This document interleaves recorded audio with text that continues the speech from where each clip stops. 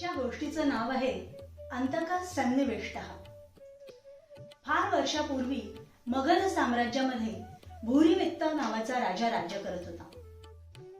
भूरिवित्त तरुण होता, धनसंपन्न होता, पण विवेकहीन होता, लहरी होता आणि क्रूर होता. अनेकदा गुणी लोकांचा त्याच्या राजसभेमध्ये अपमान होत असे, पण अयोग्य लोकांना अधिकाराची पदं मिळत असत. कधी कधी गुन्हेगारांना तो सोडून देत असे, तर निरपराधांना शिक्षा होत असे. त्याच्या या अशा लहरी कारभारामुळे त्याची प्रजा त्रासून गेली होती आणि दुःखी होती. एकदा भुक्त नावाचा एक कवी त्याच्या राजसभेमध्ये आला. या कवीला आपलं काव्य सादर करून राजाकडून पारितोषिक प्राप्त करण्याची इच्छा होती. अतिशय उत्तम रचलेलं असं काव्य त्यांनी राजसभेमध्ये सादर केलं आणि मग राजाच्या प्रतिक्रियेची वाट बघत तो थांबला. पण झालं उलटच. त्याचं काव्य राजाला आवडलं नाहीच, पण त्याच्या काव्य वाचनाचा राजाला राग आला आणि म्हणून त्यांनी भुक्त कवीला शिक्षा ठोठावली, फाशीची शिक्षा, आणि सैनिकांना त्याला घेऊन जायला सांगितलं. भुक्त कवीला कळेच ना की आपलं चुकलं काय, कुठल्या गोष्टीमुळे राजाचा अपमान झाला किंवा का राग आला हेच त्याला कळेना. पण आता काही पर्याय नव्हता. दुसऱ्या दिवशी फाशीची शिक्षा तर निश्चित होती.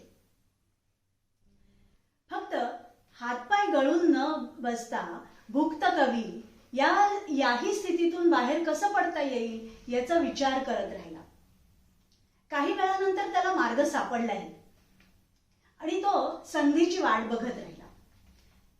दुसऱ्या दिवशी फाशी देण्याआधी भुक्त कवीला भूरिवित्त राजासमोर हजर केलं.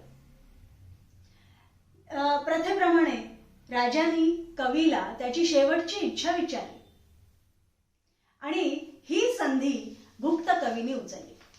त्यांनी राजाला सांगितलं की आता मी तर मरणारच आहे, पण मरण्याआधी माझं शेवटचं काव्य आपल्याला ऐकवावं अशी माझी इच्छा आहे.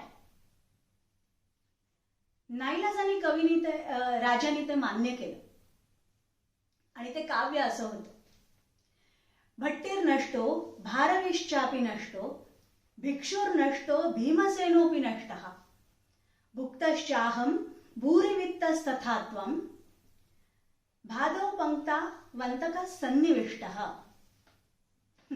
काय म्हणतो भुक्त की भट्टी नष्ट झाला. भट्टी नावाचा कवी होता, तो नष्ट झाला, तो गेला. भारवी नष्ट झाला. भारवी नावाचाही कवी होता, तोही नष्ट झाला. त्यानंतर भिक्षू गेला, त्यानंतर भीमसेन गेला. मी भुक्त, मी आता चाललो. पण हे राजा सांभाळून राहा रे बाबा, कारण भच्या बाराखडीत या अंतकाने प्रवेश केलाय. अंतक म्हणजे यम. यमाने भच्या बाराखडीत प्रवेश केलाय. मी भुक्त, मी आता चाललो आणि तू भूरिवित्त आहेस, कदाचित पुढचा नंबर तुझा असेल, त्यामुळे सांभाळून राहा. हे ऐकताच राजा स्तब्ध झाला. कथा असं आपल्याला सांगते की राजा घाबरला आणि त्यांनी भुक्त कवीला सोडून दिलं.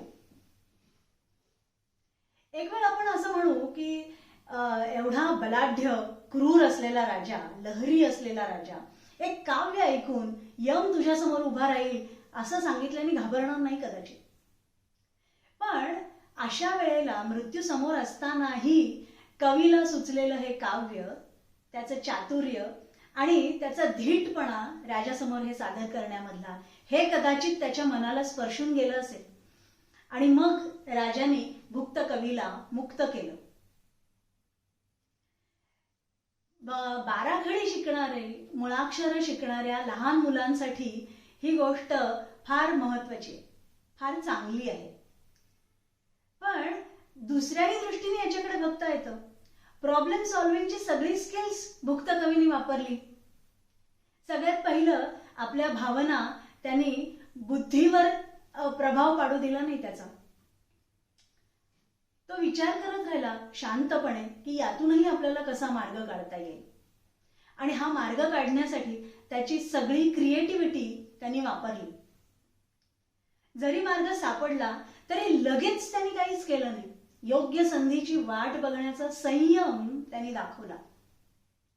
आणि जेव्हा ती संधी आली तेव्हा अत्यंत विनयशीलपणे कम्युनिकेशनची योग्य स्किल्स वापरून आपलं काव्य त्यांनी राजासमोर सादर केलं. कदाचित म्हणूनच त्याची सुटका झाली असेल. लहानांसाठी ही जशी गोष्ट आनंददायी आहे, मजेशीर आहे, तशीच मोठ्यांसाठीही आहे. या कथेबरोबरच आज आपण इथे थांबूया.